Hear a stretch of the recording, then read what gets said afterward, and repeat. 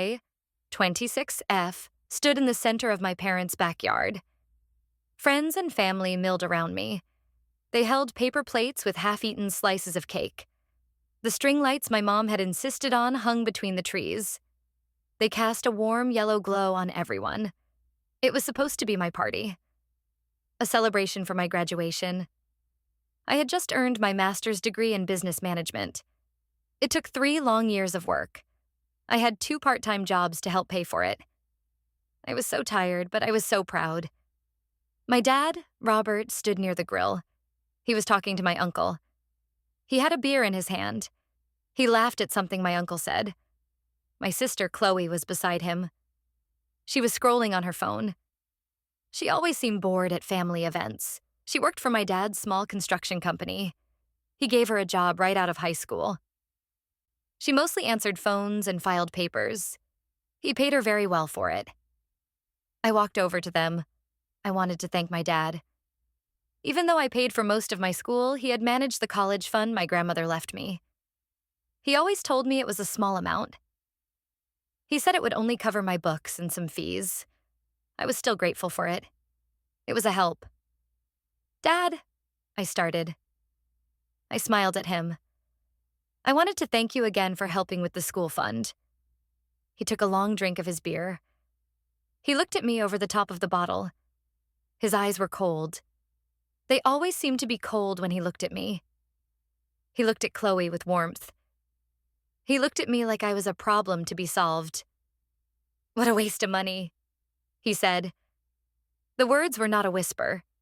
He said them loudly, loud enough for my aunt and uncle to hear, loud enough for my cousins to hear. The happy chatter around us seemed to dip. A few people turned to look. My smile felt frozen on my face. It felt like a mask that was about to crack. Chloe laughed. It was not a small laugh. It was a loud, sharp bark of a laugh. She looked up from her phone, a smirk on her face. "He's not wrong," she said. "All that time and money for a piece of paper. What are you even going to do with it?" My heart felt like a stone. It dropped into my stomach. I looked at my dad. I waited for him to take it back. I waited for him to say he was joking. He just stared at me. He did not blink. He meant it.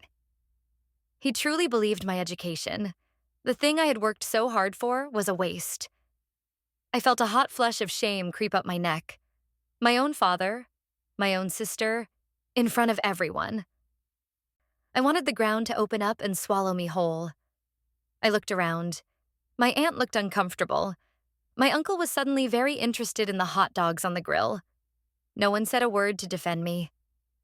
I turned and walked away. I did not run. I walked with my back straight. I went into the house. I walked up the stairs to my old bedroom. I closed the door behind me. I sat on the edge of the bed.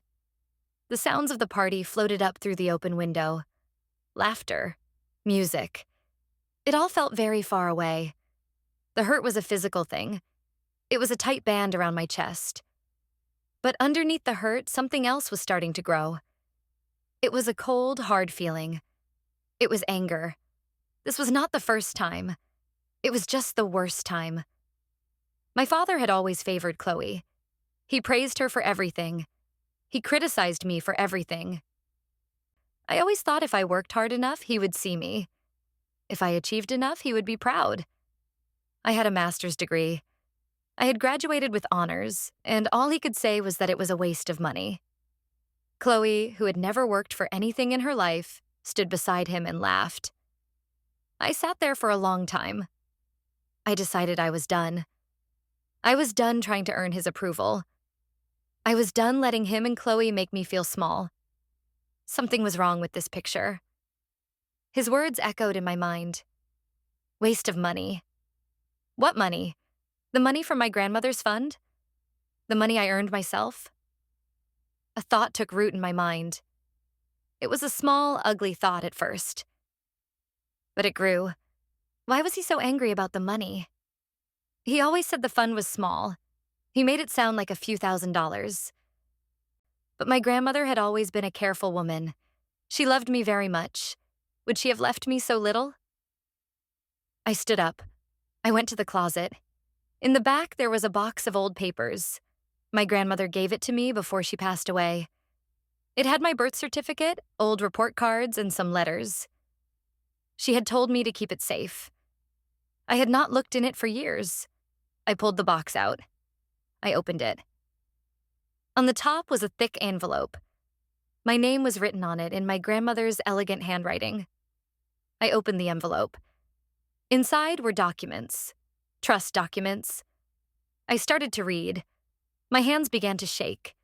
The fund was not small. It was huge. It was more money than I had ever imagined. It was enough to pay for my entire education 4 times over. It was enough to buy a house. It was enough to start a business. My dad was the trustee. He was in charge of the money. He was supposed to use it for my education and my well-being. The documents were very clear. The lawyer's notes were attached. My grandmother's wishes were spelled out in plain English. My father had lied to me. For years, he had lied to me. I sat back down on the bed. The party sounds were gone. All I could hear was the blood rushing in my ears. He had not just insulted me, he had stolen from me. He had made me take out loans. He had made me work 2 jobs. He had made me struggle and worry about every penny. All while my inheritance sat in an account he controlled. Where did the money go? The question was a drumbeat in my head. Where did it go? Where did it go? And then I thought of Chloe's new car. I thought of her expensive apartment downtown. I thought of her designer clothes and fancy vacations. Chloe did not make enough money to afford those things, not even with the generous salary my father paid her. The cold, hard feeling in my chest was not just anger anymore. It was resolve. I was going to find out what happened to my money, and I was going to get it back. The party downstairs was over for me. My new life had just begun. The next morning, I woke up with a headache. The events of the party felt like a bad dream, but the thick envelope of trust documents on my nightstand was real. I had slept with it next to my bed, as if to make sure it did not disappear. I spent the night rereading every page, every clause, every number. The total amount was staggering. My grandmother had left me a fortune, a life-changing amount of money. My father and Chloe were already in the kitchen when I came downstairs. My mother was making coffee. She gave me a weak, worried smile. She knew what happened at the party was wrong, but she would never say anything against my father. She was a professional peacekeeper. Her whole life was about smoothing things over. "Good morning, Clara," she said. "Did you sleep well?" I did not answer her. I looked at my father. He was reading the newspaper. He did not look up. Chloe was on her phone as usual. She glanced at me and rolled her eyes. They were acting like nothing had happened. Like they had not publicly humiliated me just hours before. I decided to start small. I needed to see how he would react. I poured myself a cup of coffee. I sat down at the table across from him. "I was thinking about my student loans," I said. My voice was calm and even. I was proud of how steady it was. My father lowered his newspaper just enough to look at me over the top of it. "What about them?" he asked. His tone was dismissive. "I was wondering if there was anything left in Grandma's education fund to help pay them down," I said. Chloe snorted. "Are you serious?" she said, not looking up from her phone. "Dad told you that money was gone years ago." "I am asking Dad," I said, keeping my eyes on him. He folded the newspaper and set it on the table. He sighed, a big, theatrical sigh. It was the sound he made when he was about to explain something to me as if I were a small child. "Clara, we have been over this," he said. "Your grandmother left a little something. It helped with your books for the first couple of years. Your tuition was very expensive. The money is gone. It has been gone for a long time." "I see," I said. I took a slow sip of my coffee. "So it was all used for my tuition and books?" "Yes," he said, his voice firm. He was annoyed now. He did not like being questioned. Every last penny. You should be more grateful for the help you got. I looked at him. He stared back, his expression hard. He was a very good liar. He had been lying to me my whole life, and I was only just now seeing it. He believed his own lies. Or maybe he just did not care. I felt a surge of anger, but I pushed it down. I needed to be smart about this. I could not just accuse him. I had the documents, but I needed more. I needed proof of where the money went. Okay, I said. I stood up. I was just curious. I went back upstairs. I closed my door. My heart was pounding. He had lied right to my face. He did not even hesitate. Chloe had backed him up without a second thought. They were a team, and my mother just stood there, silently refilling her coffee cup, pretending she could not hear us. I knew what I had to do. I needed bank statements. I needed to see every withdrawal, every transfer. The trust documents listed the name of the bank and the account number. I got dressed. I put the papers in my bag. I was going to the bank. Walking into the large, cool lobby of the bank felt intimidating. I had never dealt with this much money or this kind of account before. I approached a teller and asked to speak with someone about a trust account. She directed me to a polished wooden desk in the corner. A man in a suit sat there. His nameplate said, Mr. Miller. "How can I help you?" Mr. Miller asked. He smiled, but it did not reach his eyes. I took a deep breath. "I would like to get the full transaction history for a trust account," I said. I gave him the account number from the documents. He typed the number into his computer. He frowned. "This account was closed 2 years ago," he said. "I know," I said. "I am the beneficiary of the trust. My name is Clara. I need to see the statements." He looked at me skeptically. "The trustee was Robert. Are you his wife?" "I am his daughter," I said. The trust was set up for me by my grandmother. I pushed the documents across the desk to him. As you can see here, I was the sole beneficiary. Mr. Miller glanced at the papers. He seemed unimpressed. "I am sorry, but since the account is closed and you were not the trustee, I cannot give you that information. Privacy policies, you understand." Of course, I should have known it would not be that easy. "But it was my money," I said, trying to keep the frustration out of my voice. "I have a right to know what happened to it." "The person who had the right to manage it was the trustee," he said. "Only he could request those statements now. And even then, since the account is closed, it would be a difficult process." I felt a wave of despair. It was a dead end. My father would never request those statements for me.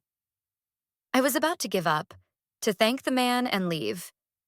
But then I remembered a class from my business degree, a class on financial law and compliance.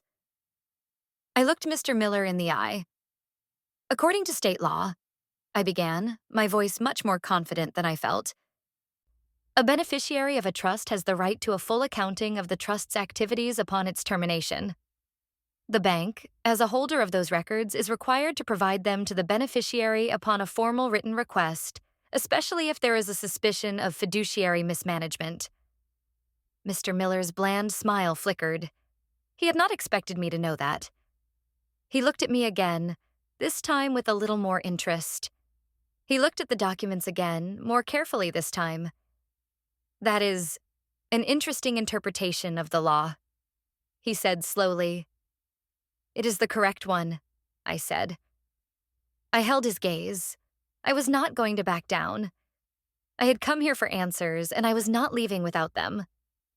He was silent for a long moment. He tapped his pen on his desk. I could see him weighing his options. He could continue to block me, which might cause more trouble for him and the bank if I decided to get a lawyer, or he could just give me what I wanted. Finally, he sighed. "Let me see what I can do," he said. "This may take some time. We will have to retrieve the records from our archives. It could be a few days." "I can wait," I said. He took my contact information. He promised to call me when the statements were ready. I walked out of the bank feeling a small spark of victory. It was the first time my new degree had been useful, and it was the first step toward uncovering the truth. My father had underestimated me. He had no idea what I was capable of. While I waited for the bank to call, I started my own investigation at home. I needed to find any proof I could of where the money might have gone. I started with Chloe's life. Her apartment was the first big expense that came to mind. She had moved into a fancy new building downtown about 3 years ago. At the time, I had been amazed she could afford it. She had just waved her hand and said Dad was helping her out. I went online and looked up the building. I found articles about its grand opening. I found the name of the management company. I made a phone call. I pretended to be a prospective renter. I asked about their down payment requirements for a one-bedroom apartment like my sister's. The number they gave me was huge. There was no way Chloe could have saved that much money on her own. Next, I thought about her car. She got a brand new luxury SUV for her 21st birthday. I remembered the day clearly. It was parked in the driveway with a giant red bow on it. My father had stood there beaming. As Chloe squealed with delight, I had gotten a sensible used sedan for my own 21st birthday. He had told me it was all he could afford. I looked up the price of her car model from that year. Again, the number was astronomical. It was more than a year's salary for her supposed job. The pieces were starting to fit together. Large, impossible expenses for Chloe, all happening during the years my trust fund was being drained. It was not just a suspicion anymore. It was becoming a certainty. I started looking through old family photo albums.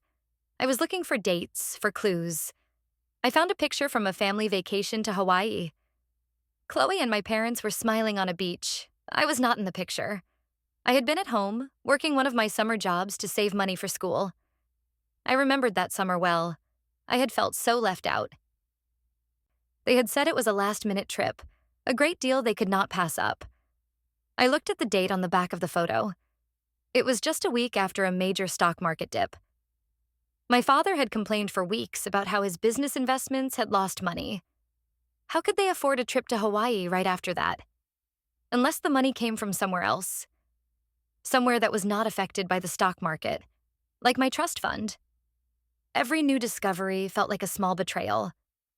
Every happy photo of them was a reminder of my own struggle. They were living a life of luxury, funded by my inheritance, while I was eating instant noodles and worrying about making rent. My mother came into my room while I was looking at the photos. "What are you doing with all these old things?" she asked. "Just remembering," I said. My voice was tight. She picked up the photo from Hawaii. "Oh, that was such a fun trip," she said, smiling at the memory. "Your father really spoiled us that week." "How did he afford it?" I asked, my voice casual. I remember he was worried about the business around that time. My mother's smile faded. She was not good with details, especially financial ones. My father handled all the money. She just enjoyed the benefits. "Oh, I do not know," she said, waving her hand dismissively. "You know your father. He always finds a way. He is a good provider." A good provider. The words tasted like ash in my mouth. He was not a provider. He was a thief, and my mother was his willing, ignorant accomplice. She did not want to know where the money came from. She just wanted the nice trips and the comfortable life. She did not want to rock the boat. I looked at her carefully constructed bubble of denial. I realized I could not count on her for help. She was part of the problem. She had chosen her side a long time ago. She would always choose my father's comfort over my truth. "Yes," I said, my voice flat. "He always finds a way." I put the photos away. I did not need them anymore. I had the dates. I had the expenses. All I needed now were the bank statements to connect the dots. The phone call from the bank could not come soon enough. A few days later, Mr. Miller from the bank called. The statements were ready.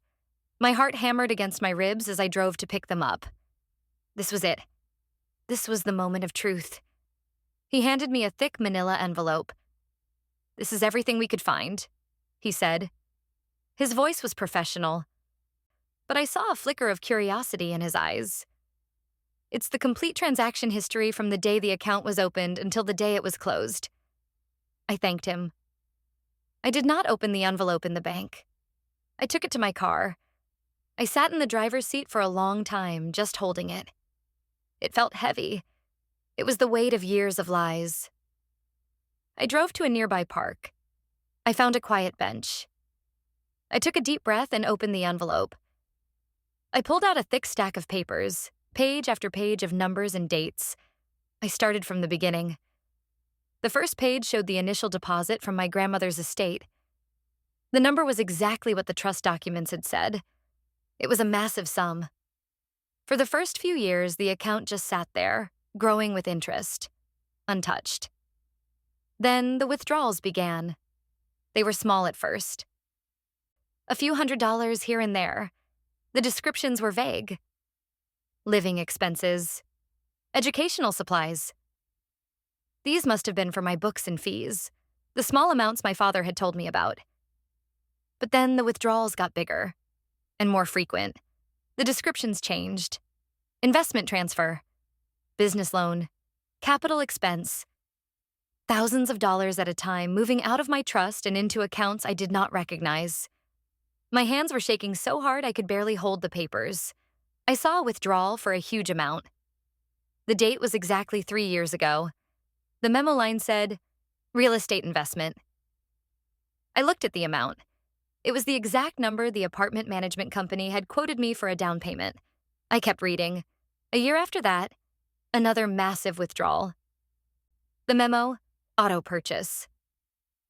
It was 2 days before Chloe's 21st birthday, the day she got her luxury SUV. Then I saw the trip to Hawaii, 3 plane tickets, a stay at a 5-star resort, all paid for out of my trust fund. The memo said client entertainment. A lie. A pathetic, transparent lie. But it was worse than that. There were dozens of transfers, large and small, made directly to my father's business account, Robert's Construction. He had not just been funding Chloe's lifestyle. He had been using my inheritance as a slush fund for his company. He was propping up his failing business with my money. The final pages were the most painful to read. In the last year, the withdrawals became frantic. He was draining the account, taking everything that was left. The final withdrawal 2 years ago was for the remaining balance. The account was closed. The money was all gone. I sat on that park bench for hours. I went through every single line item. I made a list. I cross-referenced the dates with my own records, with the photos, with my memories. It all matched up. A perfect, sickening timeline of theft. He had stolen hundreds of thousands of dollars from me. The anger I had felt before was nothing compared to this. This was a cold, precise rage. He had not just insulted me, he had sabotaged my life. He had saddled me with debt and forced me to struggle, all so he could maintain his image as a successful businessman and a generous father to his favorite daughter. His words from the party came back to me. What a waste of money. He was not talking about my education. He was talking about the money itself. He saw my tuition costs as a waste of the money he could have been using for himself. The hypocrisy was breathtaking. I carefully put the statements back in the envelope. I knew what I had to do. This was not about just getting the money back anymore. This was about justice. This was about taking back the control he had stolen from me. I drove home. My mind was clear. I had a plan. My father thought my business degree was a waste of paper. I was about to show him just how wrong he was. I was going to use everything I had learned to dismantle the world he had built on lies. His lies. And my money. That evening, I called my best friend, Sarah. I had known her since we were kids. She was the only person I trusted completely. I asked her to meet me for coffee. I needed to talk to someone who was not part of my family's toxic bubble. We met at a small cafe near her apartment. I brought the envelope with the bank statements. I laid everything out for her. I told her about the party, the comment my dad made, the trust documents, and the bank statements. I watched her face as she looked at the numbers. Her expression shifted from confusion to shock, and then to pure anger on my behalf. "Clara, this is unbelievable," she said. She looked up from the papers, her eyes wide. "He stole from you. Your own father." "He did," I said. My voice was quiet. "He stole my entire inheritance to pay for Chloe's lifestyle and to keep his business afloat." "His business is failing?" she asked. I nodded. "I think so. He's always complaining about money, about the cost of materials, about clients not paying on time. I always thought it was just how he was. But these transfers, he was using my money to make payroll, to buy supplies. He was using it as his personal ATM." Sarah shook her head in disgust. "And Chloe just went along with it? She had to know she couldn't afford that apartment and that car on her salary." "Of course she knew," I said. "She just didn't care. As long as she got what she wanted, she wasn't going to ask any questions. They're both guilty." "What are you going to do?" Sarah asked. She leaned forward, her voice serious. "Are you going to the police? This is fraud. Embezzlement. He could go to jail, Clara." I had thought about that. I had imagined my father being led away in handcuffs. The thought gave me a grim sense of satisfaction. But I knew it was not the right path. Not yet. If he went to jail, the business would collapse completely. Any money that was left would be tied up in legal battles for years. I might never see a penny of it. And my mother would be devastated. As much as she enabled him, she was still my mother. I did not want to destroy her life if I could avoid it. "No," I said slowly. "Not the police. Not yet. I have another idea." "What is it?" "My degree," I said. "The one my father thinks is a waste of money. It's in business management. I specialized in turning around struggling companies." Sarah's eyes lit up as she started to understand. "You're going to use it against him."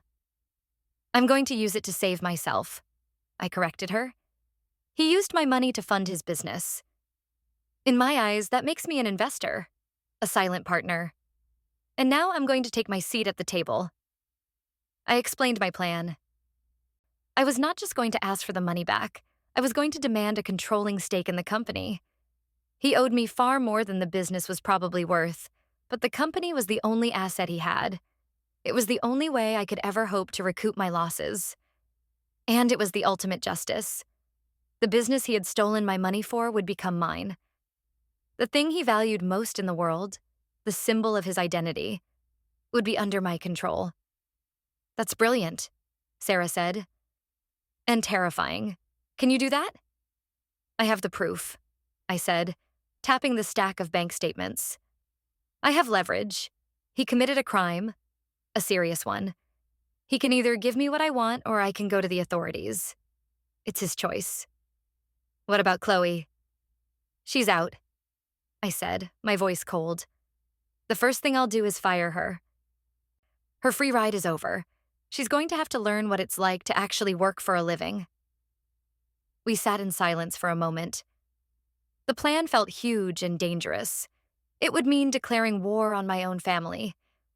But what choice did I have? They had already declared war on me. I was just fighting back. "You have to be careful, Clara," Sarah warned. "He's your father. He knows how to push your buttons. He'll try to guilt you. He'll try to manipulate you. Your mom and Chloe will side with him. It's going to be you against all of them." "I know," I said. "But this time it's different. I'm not the scared little girl trying to win his approval anymore. I know the truth. And the truth is my shield. And my sword." Talking to Sarah made me feel stronger. It solidified my resolve. I was not crazy. I was not overreacting. What had been done to me was wrong. And I was right to demand justice. I went home that night and started preparing. I made copies of all the documents. I put the originals in a safe deposit box that my parents did not know about. I organized the bank statements and created a spreadsheet detailing every unauthorized withdrawal. I calculated the total amount stolen with interest. The final number was shocking. I also started researching the family business. I looked up its public records. I found out it was registered as a limited liability company, with my father as the sole owner. I looked for any liens or judgments against it. There were several from suppliers for unpaid bills. Sarah was right. The company was in serious trouble. I spent the next few days in a state of quiet, focused preparation. I was living in the same house as the people who had betrayed me, but I felt like I was a million miles away. I was polite but distant. I avoided conversations. I ate my meals in my room. They seemed to notice the change in me, but they did not know the reason. They probably thought I was still sulking about the party.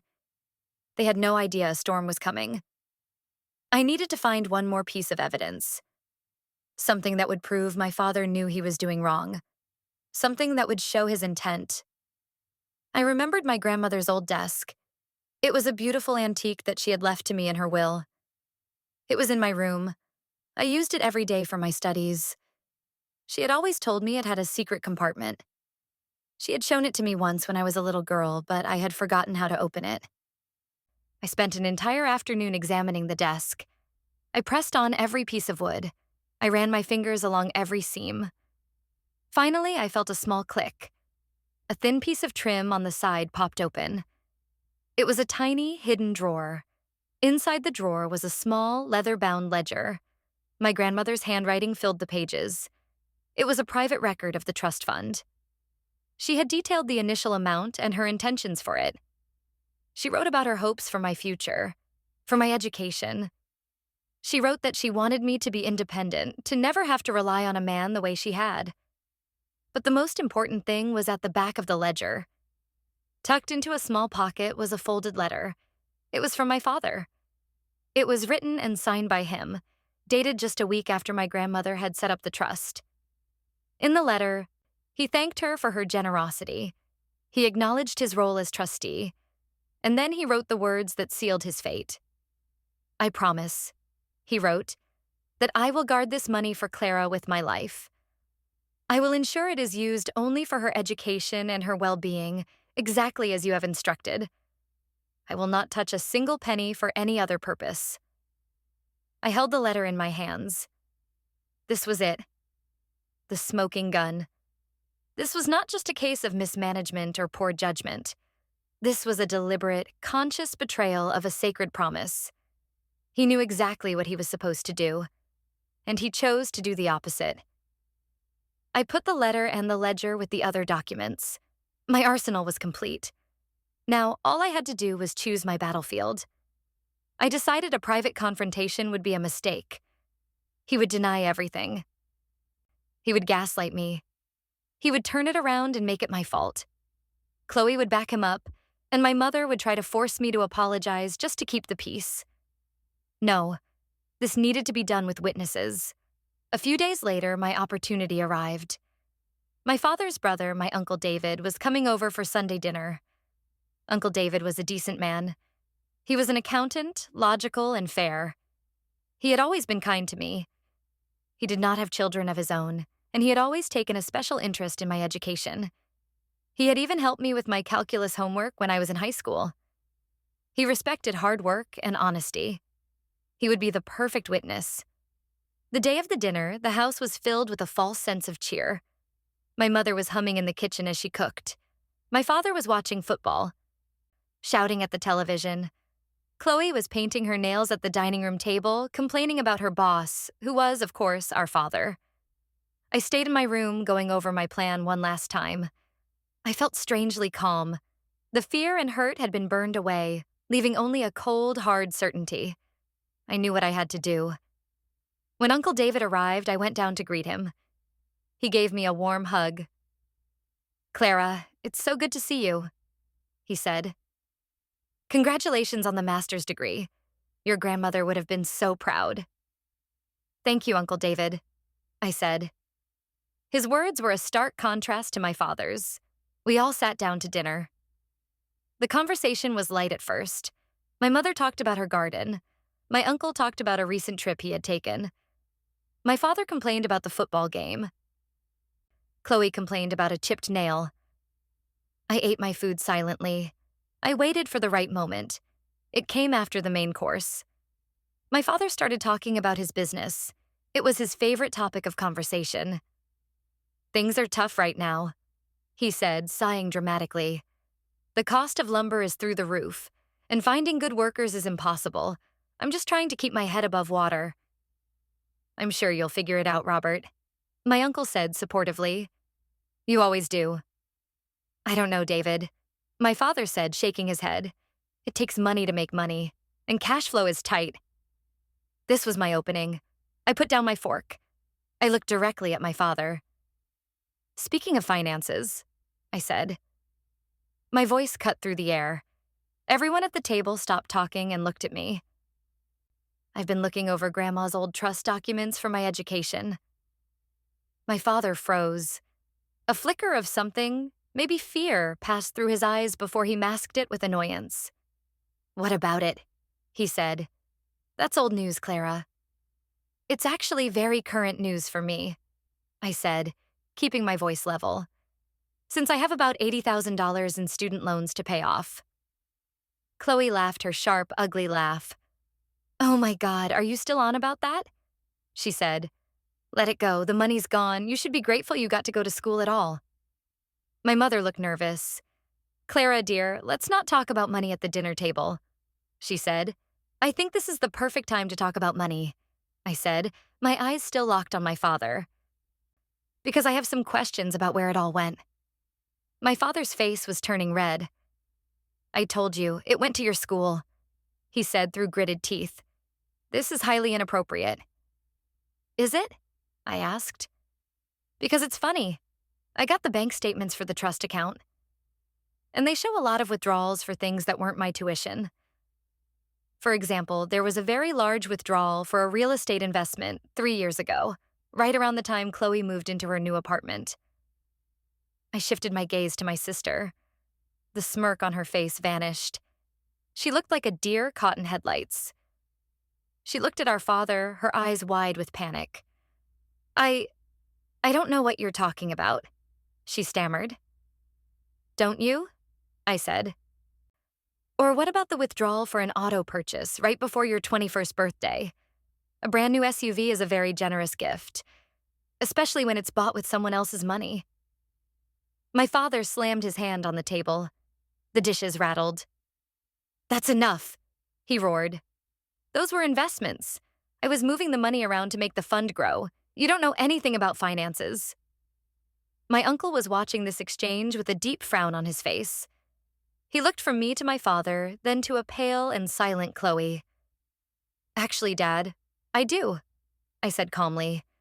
"I have a master's degree in business management, remember? And I also have this." I reached into the bag I had placed by my chair. I pulled out the leather-bound ledger. I opened it to the last page and took out the letter. "This is Grandma's private ledger for the trust," I said, "and this is a letter you wrote to her. A letter where you promised, in your own words, to only use the money for my education." I did not give the letter to him. I slid it across the table to my Uncle David.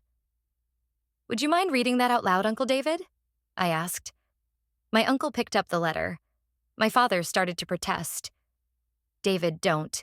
This is a private family matter." "It seems to be a financial matter, Robert," my uncle said, his voice grim. "And that is my business." He began to read the letter. He read my father's promises, his solemn vow to protect my inheritance. When he was finished, the silence in the room was deafening. My mother had her hands over her mouth. Her eyes were filled with tears. Chloe was staring at her plate, her face white as a sheet. My father looked trapped. He was cornered, and he knew it. "She doesn't understand," he sputtered, looking at his brother. "The business needed help. It was just a loan. I was going to pay it all back." "Were you?" I asked. My voice was ice. "Were you going to pay back the money for Chloe's car? For her apartment? For your vacations? Were you going to pay it back before or after you drained the account to zero and closed it?" Uncle David put the letter down on the table.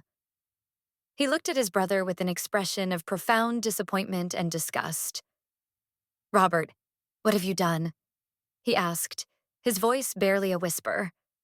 My father did not answer. He just glared at me, his eyes filled with a raw, impotent fury. He had been exposed. His perfect image was shattered. I had him. Now it was time to deliver the final blow. You stole from me, I said, my voice clear and strong. You stole my future to fund your failing business and Chloe's life. You took my grandmother's legacy and you squandered it. You have left me with nothing but debt. I paused, letting the words hang in the air. So this is what's going to happen, I continued.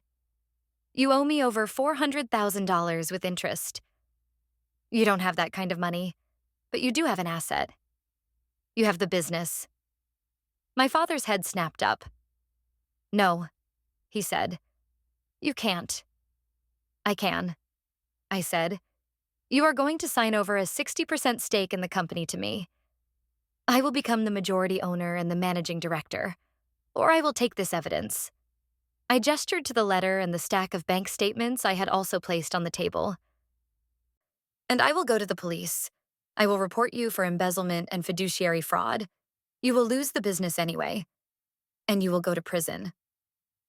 The room was utterly silent. My mother let out a small sob. Chloe looked like she was going to be sick. My father stared at me. The hatred in his eyes was terrifying. But I did not flinch. I had all the power now. The choice was his. A life of public humiliation and financial ruin, or a life behind bars. He looked at his brother. My Uncle David's face was like stone. He would not help him. He looked at my mother. She was crying into her hands. He looked at Chloe. She would not even meet his eyes. He was alone. I watched him. I saw the fight go out of him. I saw his shoulders slump in defeat. He had lost. Fine, he whispered. The word was barely audible. You win. A wave of relief washed over me, so powerful it almost made my knees weak. But I did not let it show. I had to see this through to the end. And Chloe, I said, turning to my sister, you can clear out your desk on Monday. You're fired. Chloe's head shot up. Her eyes were blazing with a mixture of shock and fury. You can't do that, she shrieked. I can, I said. I'm the new boss. Your free ride is officially over, and I will be expecting you to start paying back the money that was spent on you. We can arrange a payment plan. She opened her mouth to argue, but my father cut her off. Be quiet, Chloe, he said, his voice a dead monotone. He looked old and defeated. I stood up from the table. Uncle David, I said, as an accountant, would you be willing to help me draw up the paperwork for the transfer of ownership and to act as a witness? My uncle nodded slowly. Yes, Clara, he said. I will. He looked at my father. Robert, you will do exactly as she says. It's the only way to avoid a complete catastrophe. I left the room. I walked back up to my bedroom and closed the door. I could hear raised voices from downstairs, my mother pleading, Chloe crying, my father's low, angry rumble. But it all sounded distant, like it was happening to someone else. I had done it. I had faced them down, and I had won. It was not a happy victory. It was a brutal, necessary act of self-preservation. My family, as I had known it, was destroyed. But maybe that was for the best. It had been built on a foundation of lies. Now I had the chance to build something new. Something real. Something of my own. The days that followed were a blur of tension and paperwork. I moved out of my parents' house and into a small apartment of my own. I could not stand to be under the same roof as them for another minute. My mother called me every day, crying, begging me to reconsider. She wanted me to forgive my father. She wanted our family to go back to the way it was. That's not possible, Mom, I told her during one of these calls. The way things were was based on a lie. I can't go back to that. But he's your father, she wailed. He made a mistake. He didn't make a mistake, I said, my voice hard. He made a choice. He chose to steal from me over and over again for years. That's not a mistake. That's a pattern of criminal behavior. She had no answer for that. She just cried. Our conversations always ended the same way. I knew she was hurting, but her pain was for the loss of her comfortable, easy life. She was not hurting for me. She had never once apologized for what I had gone through. My father was a ghost. He refused to speak to me directly. All communication went through my Uncle David. We met at my uncle's office to sign the papers. My father looked like a stranger. He was gaunt and gray. He did not look at me. He just signed where my uncle told him to sign. He was transferring control of the company he had built, the company that bore his name, to the daughter he had scorned. The irony was not lost on me. When it was done, he stood up and walked out of the office without a word. Chloe was another story. She did not go quietly. She showed up at my new apartment, banging on the door. I let her in. I wanted to have this conversation. I wanted to close this chapter. She stood in my small living room, her arms crossed, her face a mask of fury. "I can't believe you did this," she hissed. "You've ruined everything." "I didn't ruin anything," I said calmly. "I just stopped paying for it." "Dad gave me that job," she shouted. "You have no right to take it away from me." "The company is mine now," I reminded her. "I have every right. Besides, what exactly did you do there, Chloe? You showed up late, you took long lunches, you spent most of your day on your phone. The company was paying you a full-time salary for about 10 hours of actual work a week."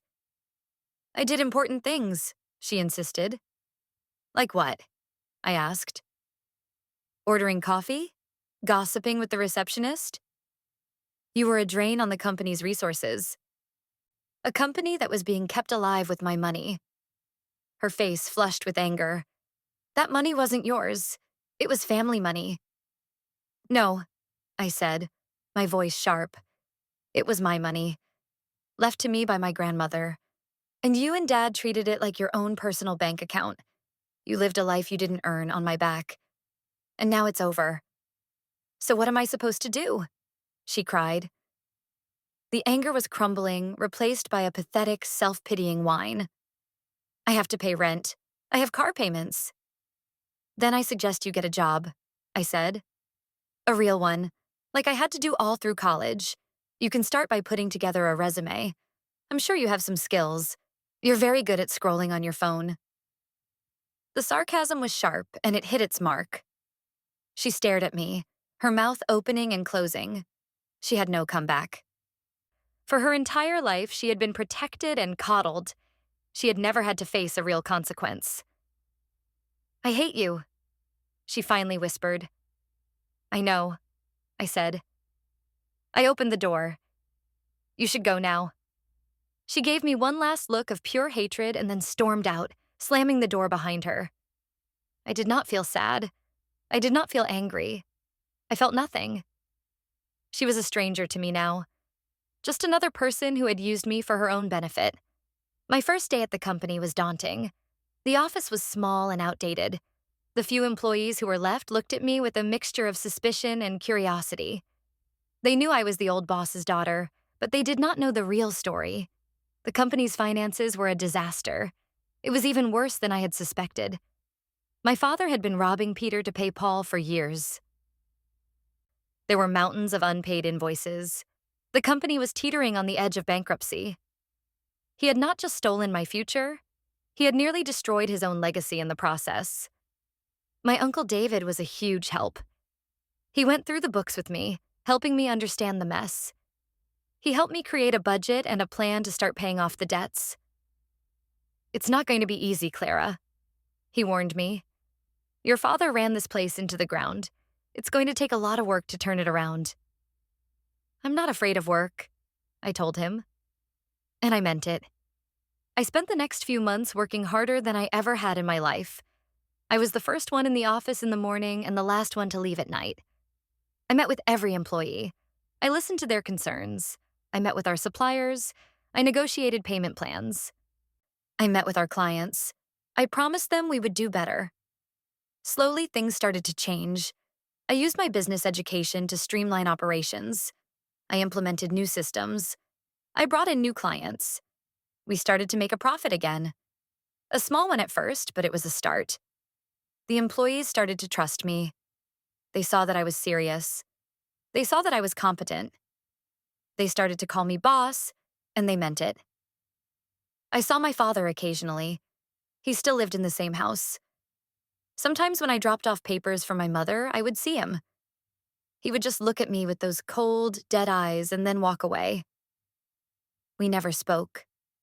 Chloe, I heard, had gotten a job as a cashier at a grocery store. She had been forced to sell her expensive SUV and move into a small shared apartment with a roommate. I heard through the family grapevine that she complained constantly. She thought the work was beneath her. I felt a small, grim satisfaction at that. She was finally learning what the real world was like. One evening, about 6 months after I had taken over, my Uncle David came by the office. I was working late as usual. He had a file in his hand. I was going through some of the old corporate records, he said. I found something I think you should see. He opened the file. Inside was a business plan. It was old, dated from about 10 years ago. It was a proposal to expand the company, to modernize it, to move into more profitable areas of construction. It was a good plan, a smart plan. At the bottom of the last page was the author's name. It was my mother's name. I stared at it in disbelief. Mom wrote this? I asked. My uncle nodded. Before you and Chloe were born, your mother was the brains of the operation. She had a business degree. It was her idea to start the company in the first place. Your father was the builder, the hands-on guy. She was the strategist. I was speechless. My mother, the quiet, passive peacekeeper, had been a sharp businesswoman. I had never known that part of her. What happened? I asked. My uncle sighed. You were born, he said simply. Then Chloe. Your father? He liked being the one in charge. He pushed her out. Gently at first. He told her to focus on the kids. He said he would handle the business. Over the years, he convinced her that she didn't know anything about it anymore. He made her believe she was just a housewife. It was another layer of betrayal. He had not just stolen from me.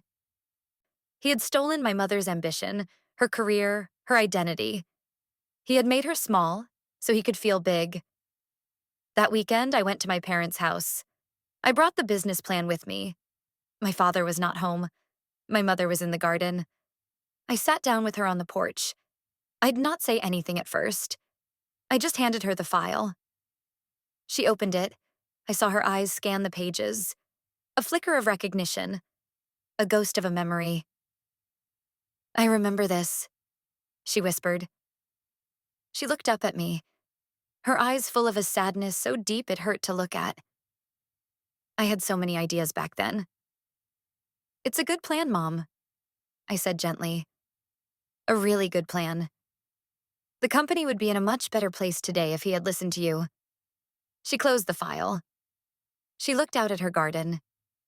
He didn't want a partner, she said, her voice soft. He wanted an audience. We sat in silence for a long time. For the first time, I was not angry with her. I just felt a profound sorrow. We were both victims of the same man in different ways.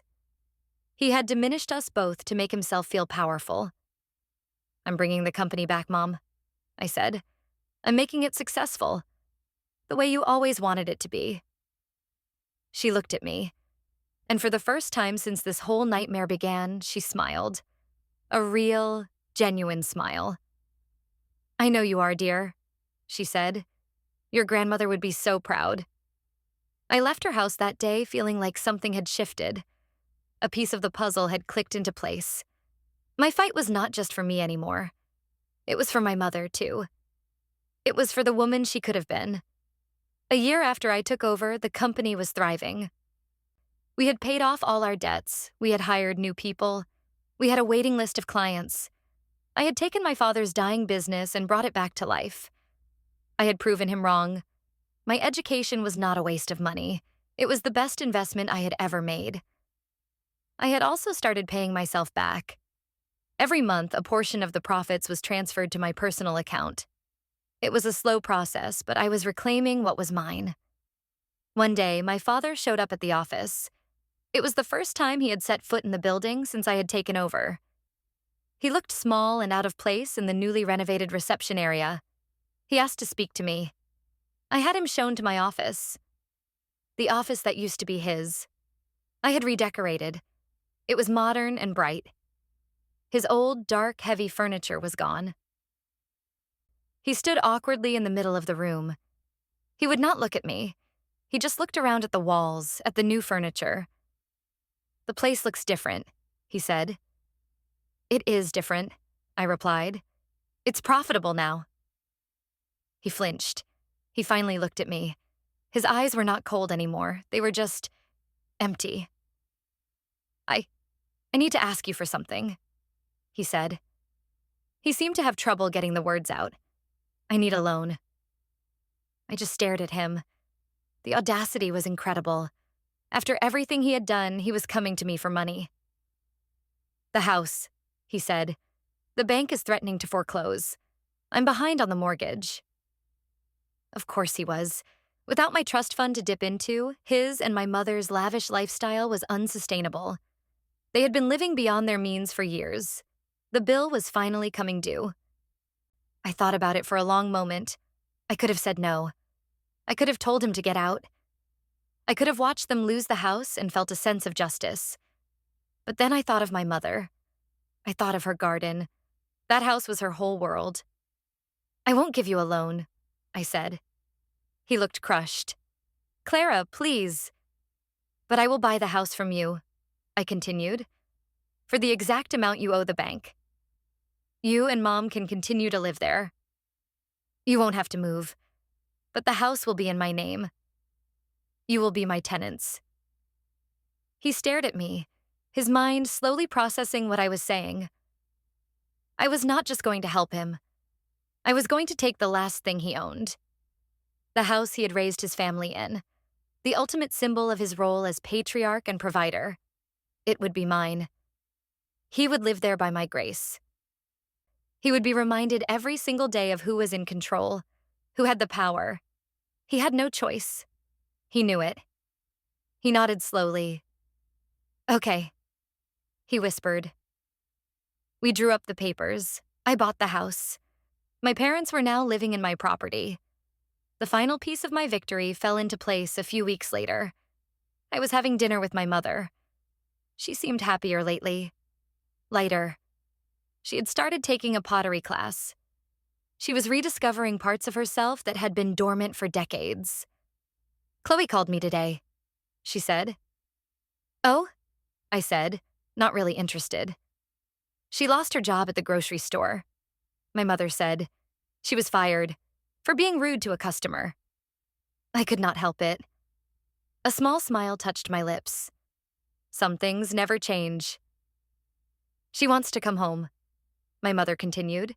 "She has nowhere else to go." She asked if she could move back into her old room. I looked at my mother. "The house is in my name, Mom," I reminded her gently. "It's my decision." "I know," she said. "That's why I'm asking you." I thought about Chloe. I thought about her smug laughter at my graduation party. I thought about her sense of entitlement, her cruelty. I thought about her coming to live in my house, under my roof. "No," I said. My mother looked surprised. "No?" "No," I said firmly. "She is not welcome in my house. She is an adult. She needs to learn to stand on her own 2 feet. Letting her move back in would be the worst thing for her." And for me, I was done cleaning up her messes. I was done enabling her. My mother was quiet for a moment. I expected her to argue, to plead Chloe's case, but she did not. She just nodded. "You're right," she said. "It's time she grew up." It was in that moment that I knew I had truly won. I had not just taken back my money or my future. I had broken the toxic family dynamic that had trapped us for so long. I had freed my mother. I had forced my sister to face the real world. and I had taken everything my father valued. I went back to my office. I sat at my desk, the desk that used to be his, in the company that was now mine. I looked out the window at the city. It was a beautiful view. A view I had earned. My father had called my education a waste of money. He was wrong. It was the best investment I ever made. It had cost me my family, but it had given me myself. It bought me my future, and it cost him his. And I would not have had it any other way.